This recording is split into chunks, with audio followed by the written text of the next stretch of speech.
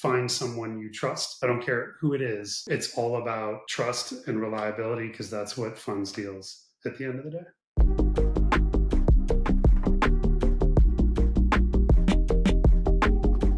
Adam, thank you for joining me on our Thought Leader Spotlight series. I'm your host over here at Bat Camp, head of partnerships at DealMachine. And on these, we really like to shine an industry spotlight on experts like yourself, hear your inspiring stories, and see how you see the real estate world evolving. So today, excited to welcome on our good friend, Adam Gunn. You are the managing partner at the Mortgage Exchange. You have 20 plus years in banking. You've really seen everything the mortgage world can throw at you. I know, and previously you've led a team of more than 350 loan officers to fund over $10 billion annually in mortgage loans at Huntington Bank. So, Adam, I appreciate you taking the time out, man. This is going to be fun. Yeah, thanks for having me, Matt. Appreciate you taking the time to have me on. Yeah, can you tell us more about kind of your personal journey, how you got into this world? I'd love to really start there. Yeah, sure. I grew up in the world of hospitality, hotels, country clubs. Met a girl that I wanted to see for more than a couple hours a week because if any of you have been in hospitality before, it's pretty brutal. It's nights, weekends, holidays, 12, 14, 16, 18-hour days, and decided to go into banking. I'll make it a very short story, but I figured banking, like my free checking is no freer than anybody else's. Let's do this. And I kind of became a professional at Huntington. I was a personal banker, a branch manager, relocated to be a district manager, relocated back to get into mortgage. I was a mortgage sales manager, regional manager, national sales manager. Huntington put a lot into me. Mad kudos to them. They sent me to executive banker school. They sent me to mortgage banker school, educated me up real well. And, eventually it just kind of became the time to maybe do something a little bit different. And so I went and joined the Mortgage Exchange as a partner there. And I've been there for about 2 years. It's been awesome.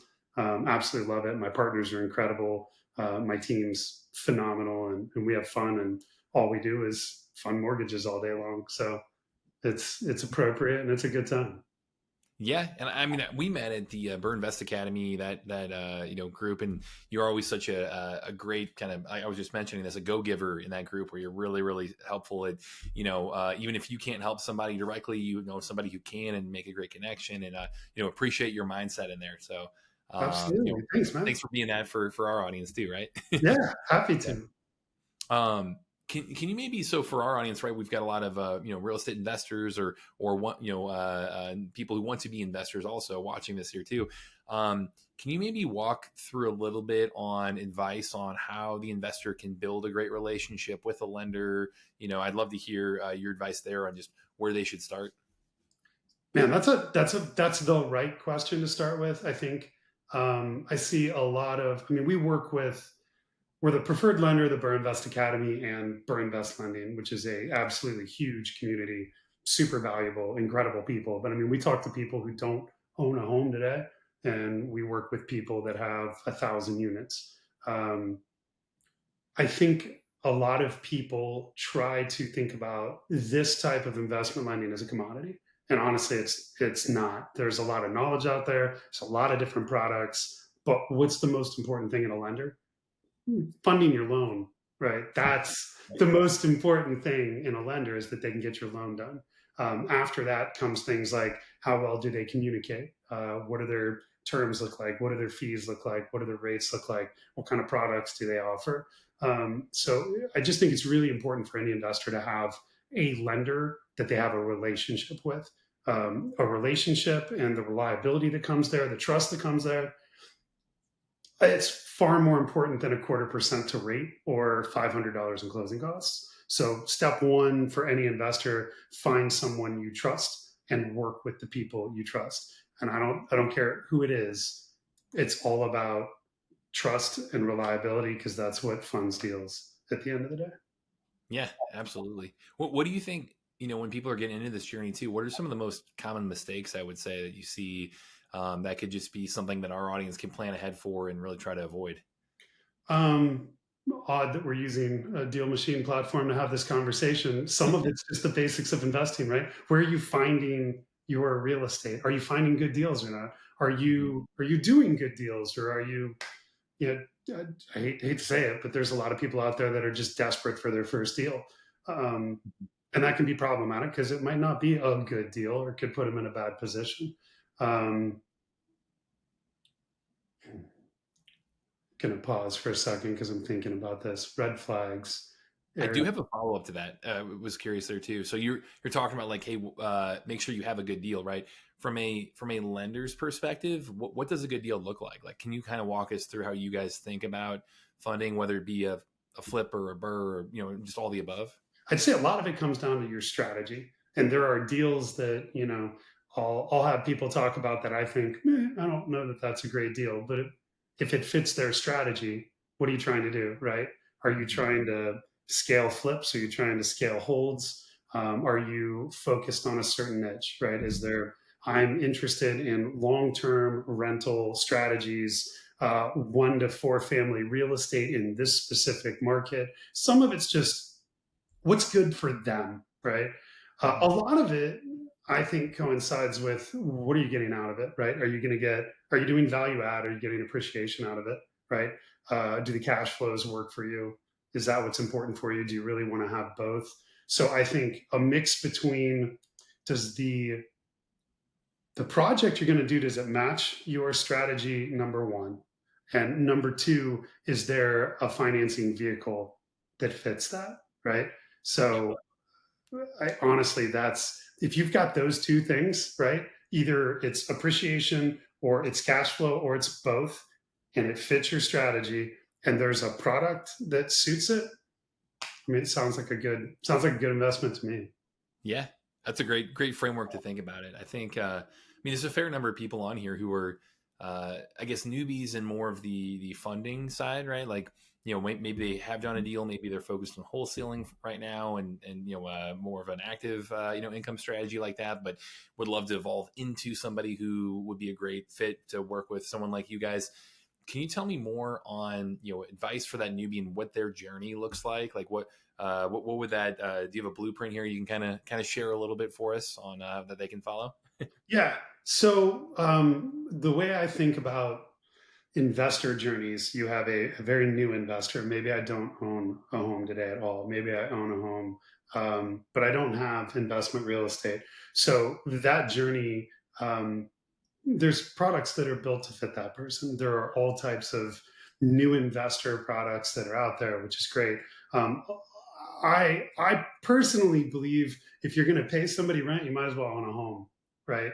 So some of it just starts with your first home buying process. I bought a home. I live in my home. I went through a closing. I got to read an initial closing disclosure. I got to read a final closing disclosure. I now have somebody I know in the title world. Maybe I know a realtor. I have an insurance agent. I've seen an insurance deck page. I own a house. I've had to replace a water heater, right? Mhm. Whatever it is. I mean, that's kind of typically the entry point for the first journey is do you own a home today, right? And buying a home can be extremely affordable depending upon your market. I mean, if you're in California or New York, maybe not, right? Mhm. But most of the US still has affordable houses in many different areas. Kind of the next step journey would be new investor, not new homeowner. So once you own a home, it's pretty easy to borrow for a value add project. You're going to buy and renovate. Um, Whether you're going to hold it or flip it, who cares, right? Hard money exists for those people. I see a lot of people in the newer investment space where maybe I own a home, but the first thing I'm going to do is I'm going to buy a duplex or a triplex or a quad. I'm going to live in one of the units. I'm going to rent out the other units. Now you're becoming a landlord and an investor all at the same time, right? Mhm. So that's kind of another possible journey. But once you own a home, you own an investment property, you're ready to own an investment property. There's a whole nother segment we could do on how does hard money work? What does it look like? What is it? That's the worst name ever. So it's called fix and flip, bridge with renovation, hard money. And if you Google hard money, I think Google says it's like last resort. And maybe back in the day, it was like Frankie the Squirrel and Jimmy the Frog, and they'd break your kneecaps if you didn't pay the loan. But I don't know where it comes from. Like literally, I've done research. Hard money is really a product that exists for newer and more experienced investors, allowing them to get into real estate fairly cheap and finance the renovation to do value add or burst strategy, essentially. Mhm. Um, Beyond that, I mean, then it's a lot of the same thing, right? A lot of people use hard money to buy, DSCR to hold if they're going to hold. A lot of people venture into commercial, which is a whole different discussion and an entirely different sport. Commercial being 5 and up. I'm not buying 1 to 4 family. I'm going into the 5 and up area. Mhm. But those are kind of what the 4 level journeys look like in my mind. Yeah, that's great. Do you for that more advanced investor? I mean, because we do have a good number on here as well. Is there any particular whether it be like creative tools or products that maybe are underutilized or not as well known that you're like, oh, you guys should think about this or that? I mean, obviously it's going to be situation dependent, but I know you've got a lot of the inside tips there. Yeah. I mean, for more experienced investors, the more experience you have, typically the more capital you have, typically the better your credit score is. As you get more seasoned, you just kind of figure things out. Relationships with the lender are huge. A lot of the folks that I work with that are more seasoned, they're not doing institutional hard money with me. They're doing private hard money with somebody. I'm getting them out on the DSCR side, paying off the hard money lender. Um, but I mean, private money, you're probably not starting there, but you could definitely end up there. The terms of the loan aren't necessarily a whole lot better, but I mean, a lot of private money lenders will do 100% financing when they've worked with you 2, 3, 4, 5 times. They're closing a deal virtually on a handshake because there's that trust in that relationship. Mhm. And then maybe portfolio lending for the folks that are real serious about long term holds. Um, maybe they're taking 10 properties, 20 properties, 30 properties, blanketing them together in a commercial loan. Not for everybody, but in certain scenarios, that would be a more advanced option from a product perspective for seasoned investors. Nice. Well, I did have one follow up actually closer to the newbie side as well. Especially, I mean, we've got people, we get this question often of, hey, I'm trying to do this for the first time. Um, you know, you may not have as much experience or credibility to be able to do that. Do you have any advice there on how to best position yourself and give yourself the best chance of being fundable in that way? Yeah. Step one, you got to have some liquidity. And you mentioned wholesalers on the call. I Hmm. love wholesalers. They kind of make the investor world go round, Yeah. especially for new investors. Number one. Number two, they turn into really savvy investors over time. Mhm. Um, but liquidity is important. Capital is important. I mean, we could talk about a hard money deal and it's, 20% down and 100% financing of renovation. That sounds awesome.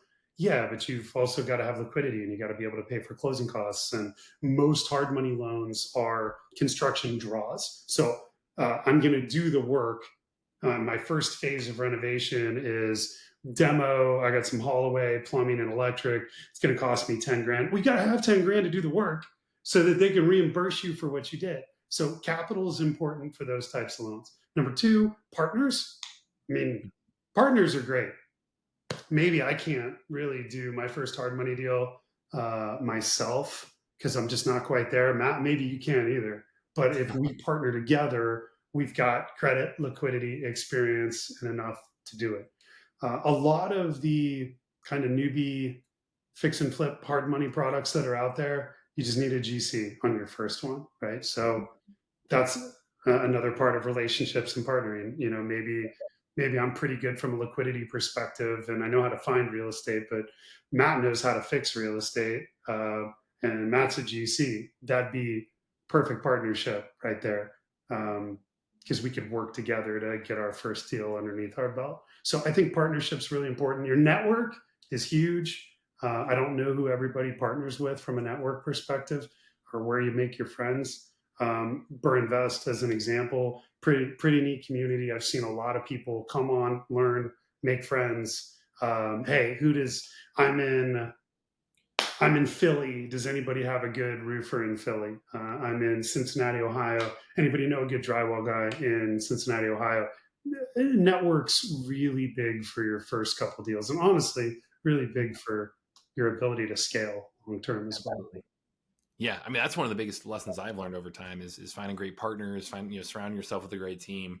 And like you said, I do love that. I mean, many wholesalers I know, it's stick with it, and you get you get great at evaluating deals, you get great at networking, like you become a great longer term investor, Yeah. cut your teeth on that wholesale front. But yeah, one thing, Adam, I'm really curious. I know you've been doing this. Is it 20 plus years now, right? We'll call it 20. We'll call it 20.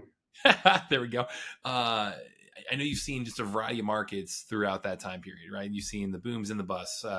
What do you think has really changed the most in your industry over that time period? Like, I'd love to hear more, just kind of reflecting on your industry. Like, I'd love to hear, what's changed and maybe even where things are headed. So what's changed in the mortgage industry? I mean, cost to originate's gone up. Everything's gone up, right? As it relates to cost. I don't care if it's freaking Yeah. bananas or potato chips or soda or plane rides or Mm-hmm. mortgages. I mean, everything's gone up. So the cost to originate's gone up. Number two, increased regulation. I mean, coming out of the whatever you want to call it, the mortgage meltdown, but 2007, 8, 9. Mm-hmm. There has been a lot more regulation in an effort to make lending fair or more fair. That is, some of it's worked, some of it has not. There's definitely been some really smart regulation that's been put in place that's prevented lenders from doing things they shouldn't do and some things that are predatory.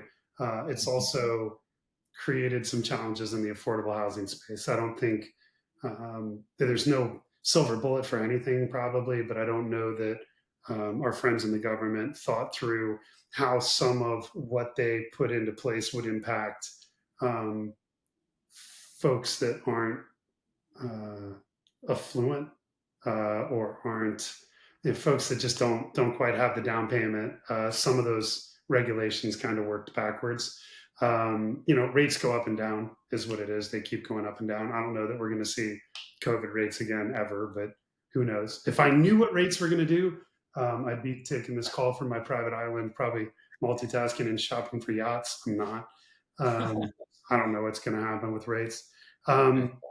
Affordability going forward is kind of one of my bigger concerns. And that's not just for mortgage, that's for real estate as a whole. I mean, I think about markets like Washington, Oregon, California, parts of Colorado, New York.